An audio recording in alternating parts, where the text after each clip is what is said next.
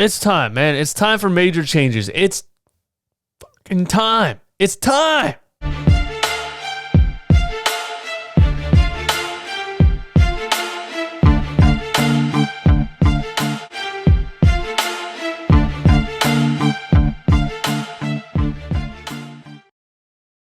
This episode of Run It Back is brought to you by the Run It Back Teespring store. Click the link in the description, get all the Run It Back merchandise there, and use the code RUNMY20 for 20% off. And fansedge.com, that is a Fanatics company, up to 65% off Eagles and Sixers gear by using the links in the description. When you click the link, the top of the website has the code you must use to get the discount. Apparently, I had to clarify that. For some people, I mean, you click the link, it's right there in your face. I don't know how you miss it. But anyway, let's get into this.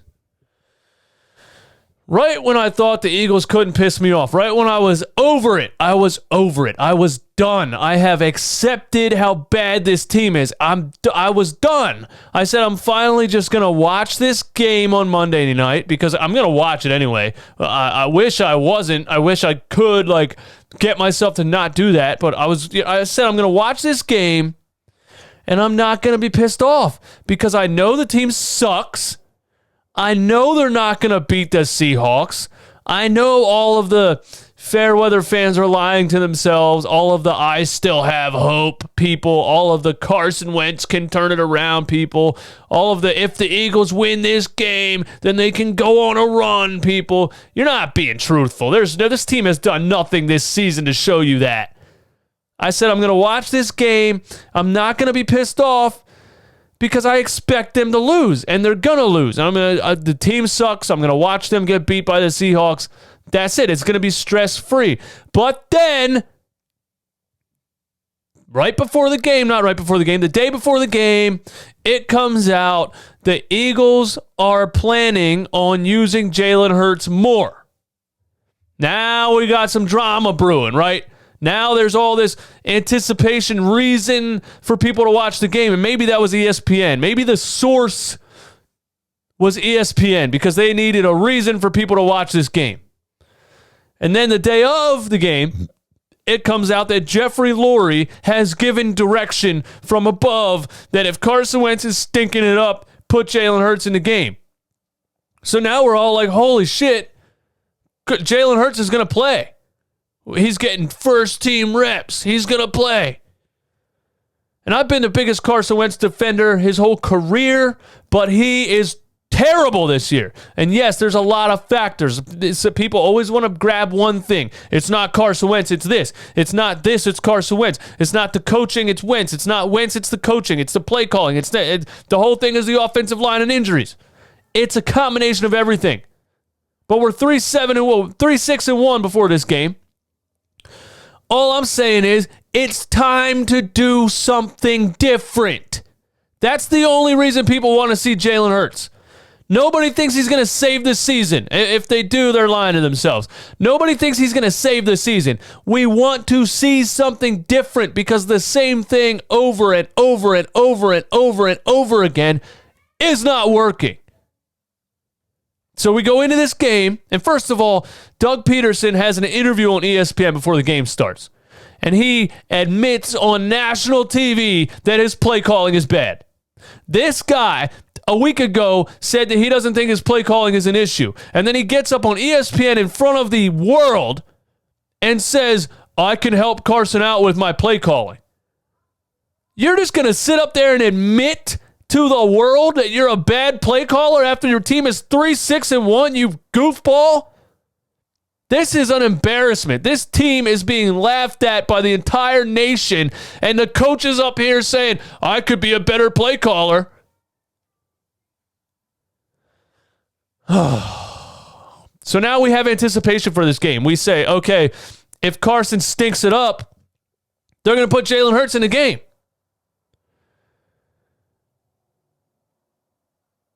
Doug Pederson stunk it up this whole game, all right?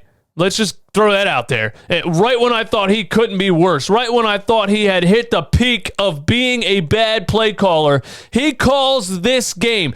The last game was the worst of his career. The one before that was the worst of his career, and he topped himself again. I'm not even getting into that yet. What I'm saying is, we think if Carson Wentz stinks in the beginning of this game or the first half, we're going to see Jalen Hurts. Finally, they're going to try something different with the quarterback they drafted in the second round of the draft. They start the game out. First of all, they get a penalty. They start the game out 1st and 5. They don't run the ball. You know, after Doug Pederson for how many weeks now? I need to find ways to get Miles more involved. Miles is our guy. I need to find... Blah, blah, blah, blah, blah. It's like he comes up with all these plans in his head, and then when the game starts, his brain shuts off completely. His brain turns off when the game starts, and he suddenly has no fucking clue what to do. The game starts, Doug Pederson stops thinking, and they go 3 and out on the first drive. Couple misses by Wentz, a drop by somebody. Second drive, 3 and out. We're like, oh, it's getting closer. It's getting closer. Wentz looks like garbage. The play calling's still trash. The receivers are dropping balls. It's getting closer to this Jalen Hurts thing, right? We're getting closer to somebody making a change. Third drive, 3 and out. We're like, all right. That's it. He's putting Jalen Hurts in the game, right? He has to be. He has to be doing that, right? It goes to commercial or the end of the first quarter, I think. And they say on ESPN or on Twitter, I forget what I was reading or watching, Jalen Hurts is on the field and Carson Wentz is on the sideline. And we're like, oh my God, finally, they put Jalen Hurts in the game. And Carson Wentz isn't lined up at wide receiver for no reason. Hurts runs not even an entire series because I don't know why, but Hurts is in the game. He throws a 9-yard pass to Alshon Jeffrey for the first completion of the game. Jalen Hurts backs up and completes a pass after we went 3 and out 3 times. And on 3rd and 2, this coach puts Wentz back in the game. And he drops back and takes a sack. Are you fucking kidding me, you doofus? How is it even possible to do that? You finally made a change. Your backup quarterback completes the only pass of the game, and right away you put Wentz back in. Why? Somebody explain it to me. I need somebody to explain it to me. This is absolutely absurd. How dumb this is. And then we go the rest of the game. He doesn't put Hurts back in the game. Carson, it did look like a little bit of a fire under him. And he drove down the field and threw a touchdown at the end of the first half. So now you can't put Hurts in the second half because Carson just scored. So now we go the rest of the game with Carson Wentz, except for a random 3rd and 3 with Jalen Hurts again. Carson lined up at wide receiver. Everybody in the world, somebody's grandma knows what's coming, and it's a read option for a 1-yard loss. This is the same thing over and over and over and over and over. When is there going to be a change? When?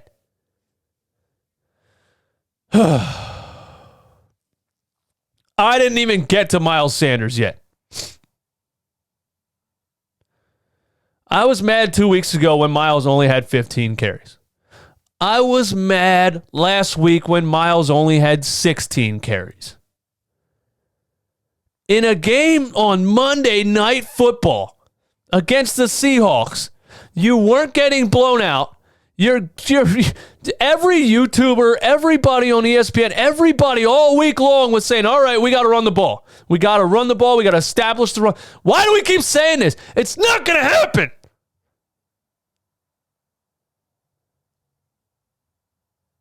This dude actually called 6 run plays for his star running back. This guy gave the ball to Miles Sanders 6 times in an entire football game. It's unreal. It really is. I'm like, all right, I'm not going to get pissed off. I'm going to watch this game. I'm not going to be mad. And then Doug Pederson does even more dumb shit, even dumber shit than he did last week. He actually called threw the ball 45 times with Carson Wentz, who's been the worst quarterback in the football this season, and ran the ball with Miles Sanders 6 times.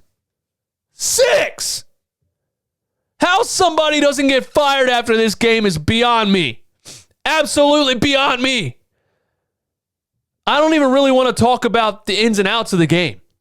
There was one play where Carson dropped back. The Seattle Seahawks, it was on Baldy Breakdowns. If you haven't seen it, go look at it.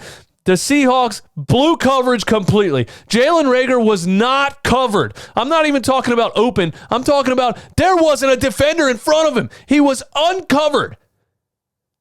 And then the corner drops back. Travis Fulgham runs in. Jalen Reagor does a hook. I forget what they did, but both receivers on the left side of the field had nobody near them. And Carson throws the ball into double coverage, and Dallas Goedert overthrow or underthrow. It gets tipped. This guy cannot read the field anymore. It is time to try something else. The defense actually didn't piss me off for the most part.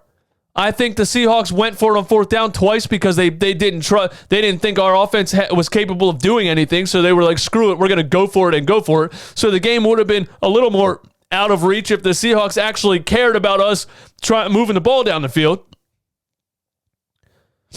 But our defense was holding up the entire game. Darius Slay got his ass kicked by DK Metcalf, which, oh my goodness, everything comes full circle, doesn't it?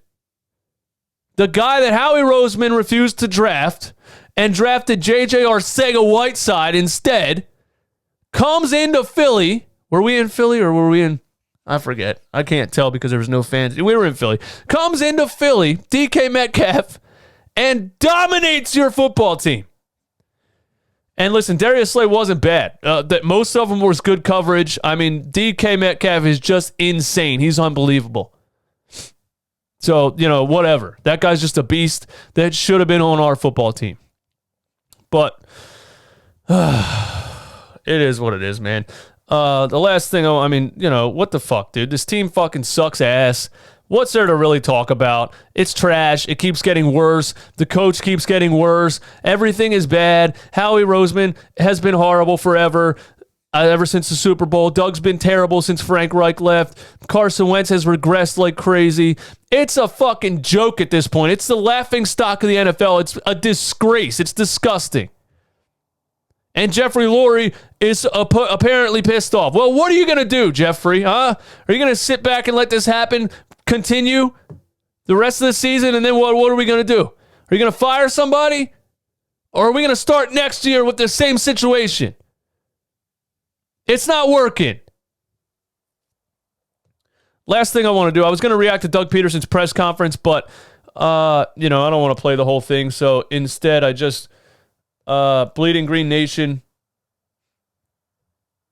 Brandon Lee Gouton tweets all of the questions that he was asked. So I'm just going to read the questions that Doug was asked today and give you my thoughts. Because, good Lord, this guy just keeps getting dumber. Doug Pederson was asked if the front office is being accountable for their contributions to the Eagles' struggles. Doug Pederson says, those conversations are private. I'm not going to get into that. This is not the time or the place to really get into those types of conversations. This guy is shitting the bed in front of the entire country, and he acts like an asshole when he gets on the podium and has to answer questions. He acts like he's pissed off at the reporters. We are pissed off at you, Doug. Doug Pederson said Jeffrey Lurie hasn't weighed in on how the Eagles should handle the quarterback situation. Pederson said the Eagles aren't making a quarterback change, right?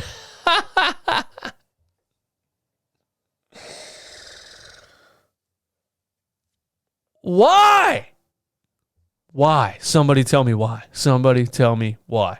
Doug Pederson says he definitely would consider giving up play calling if he gets stuck in a rut. He said giving up play calling is on the table. Doug Pederson doesn't feel like he's in a rut. but he reiterates giving up play calling is on the table if he gets to that point. You're 3-7-1. You've been bad the whole season. How are you not in a rut?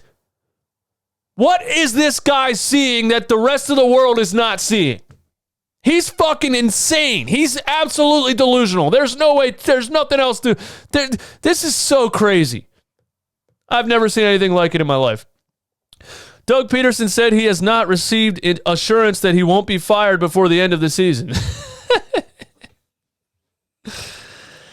Doug Pederson was asked if he was on board with the Eagles drafting Jalen Hurts, and he said, yes, I was. Why? Why? He asked the reporter why. You know damn well why, Doug. You know exactly why they're asking you this question. Because you drafted a quarterback in the second round, and you're refusing to put him in the game. Head coach Doug Pederson says he struggles with the whys of the Eagles' offense struggling. It's a long season. The season is a grind. It's a tough sport. It's frustrating because we prep and practice and study and meet all week long. He's literally sitting up here saying, I don't know. I don't know. We have all the talent now. Dallas Goedert, Jalen Reagor, Travis Fulgham, Miles Sanders. We got all the talent now. I absolutely just don't know why we're bad. I don't know. It's time for a change. I can't say it anymore. Give me all your thoughts and opinions in the comments. I am so fucking sick of this team. Oh my God. I can't wait to watch the Philadelphia 76ers. This is embarrassing. And nothing's changing. It just keeps getting worse. And the coach sits up here and says the same thing every week. Absolute disgrace this Philadelphia Eagles team is. This organization is a disgrace. The front office is a disgrace. The coaching staff is a disgrace. And I don't give a damn that you won a Super Bowl in 2017. We're talking about 2020. This season is pathetic. Last season, pathetic.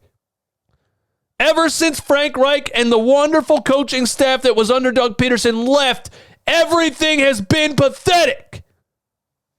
Fire Doug, fire Howie. See you later.